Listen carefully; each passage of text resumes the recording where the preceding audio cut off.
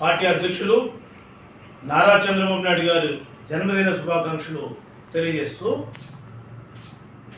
ఈరోజు ఈ press meet పెట్టడానికి ముఖ్య ఉద్దేశం మన ఒంగోలు బాలినేని శ్రీనివాసరెడ్డి గారు రాజకీయ ప్రస్థానం గురించి ఒంగోలు ప్రజలందరికీ వాస్తవాలు తెలియజేయాలని పెట్టడానికి ముఖ్య ఉద్దేశం. ఎందుకంటే బాలినేని శ్రీనివాసరెడ్డి గారు రాజకీయంగా ఈరోజు 1999లో వారి బావగారైనటువంటి వైవి సుబ్బారెడ్డి గారు ఏఐసిసి ఢిల్లీలో ఉన్నటువంటి ఆ రోజు టికెట్ అనౌన్స్ చేసే ముందు వైవి సుబ్బారెడ్డి గారు ఢిల్లీ వెళ్ళి వారి కో బ్రదర్ అయినటువంటి వైఎస్ రాజశేఖర రెడ్డి గారిని రిక్వెస్ట్ చేసి ఇది ఒంగోలు అభ్యర్థిగా కాంగ్రెస్ అభ్యర్థిగా కాపు సామాజిక వర్గానికి ఇవ్వాలని ఆ రోజుల్లోనే కాంగ్రెస్ పార్టీ తీర్మానించింది. ఆ రోజుల్లో కూడా మరి కాపులు సామాజిక వర్గం ఒంగోలులో ఎక్కువ ఉంది. 6,000 7,000 అయినటువంటి మా రెడ్డి సామాజిక వర్గానికి అవకాశం లేనటువంటి ఆ రోజు మరి వైవి సుబ్బారెడ్డి గారు మీ బావుని బతకూడతానంటూ తన బావు బాగుండాలని తన రాజకీయంగా తన బావుని మరి ప్రస్థానం సాగాలని వైవి సుబ్బారెడ్డి గారు ఆ రోజు కూడా కాపు సామాజిక వర్గానికి మోసం చేసి ఒంగోలు వాసు అనే పేరు మీద బాలినేని శ్రీనివాసరెడ్డి గారని పేరు కాకుండా ఒంగోలు వాసు అంటే కాపు సామాజిక వర్గం అని చెప్పి అబద్ధాలు చెప్పి వైవి సుబ్బారెడ్డి గారు మీకు రాజకీయంగా ప్రస్థానం కలిగించినటువంటి మీ బావగారికే వెన్నుపోటు పొడిచినటువంటి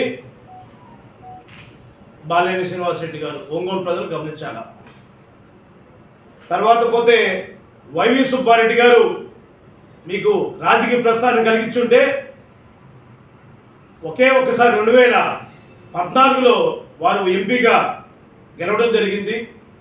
మీకు అన్ని విధాలుగా మరి మంత్రి అయ్యేదానికి 2009లో కూడా వైవి సుబ్బారెడ్డి గారే మీకు అవకాశం కల్పించారు. అలాంటి మీ సొంత బావమర్దినే మీరు రాజకీయంగా వెన్నుబడిపరిచారు. మీరు సొంత మనుషులైనా సరే నేను కూడా మీ సామాజిక వర్గం, నేను మీ బంధువుని. ఈరోజు మమ్మల్ని పార్టీలో 27 సంవత్సరాలు నీతో జర్నీ చేస్తుంటే మీరేం చెప్తారు ప్రజలకి? మేము 420, నీ దగ్గర ఉంటే వాడికి మంచి వాళ్ళవి, మేము యువతలకు వస్తే 420. ఎలా చెప్పారండి 420 అంటే? 420 పనులు, 840 పనులు, 1680 పనులు ఎవరు చేస్తారండి? దాని వాస్తవాలు ఈరోజు చెప్తా ప్రజలకు తెలియజేయాలి కాబట్టి ఈరోజు చెప్పడం జరుగుతుంది.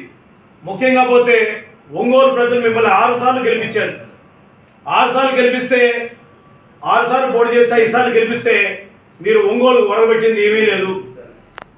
అన్నింటిలో కూడా భూ ఆక్రమణలు కానీ, నకిలీ స్టాంపులు కానీ, మరి గ్రానైట్ మాఫియా కానీ, గ్రావెల్ మాఫియా కానీ, ఈరోజు చెప్పుకుంటే పోతే సర్వశిక్ష అభ్యాస్ వాడి సంబంధించినటువంటి సివిల్ సప్లైస్ డిపార్ట్మెంట్లో కూడా మీరు పప్పు బెల్లాలు మరి చిక్కీలు అని చెప్తారు జగన్మోహన్ రెడ్డి గారు.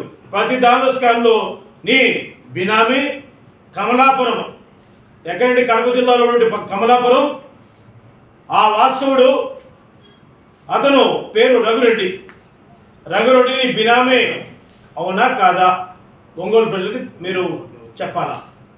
ఎందుకంటే ఇతను మామూలుగానే అన్ని పార్టీ వాళ్ళతో సంబంధాలు రఘురెడ్డికి ఉన్నాయి.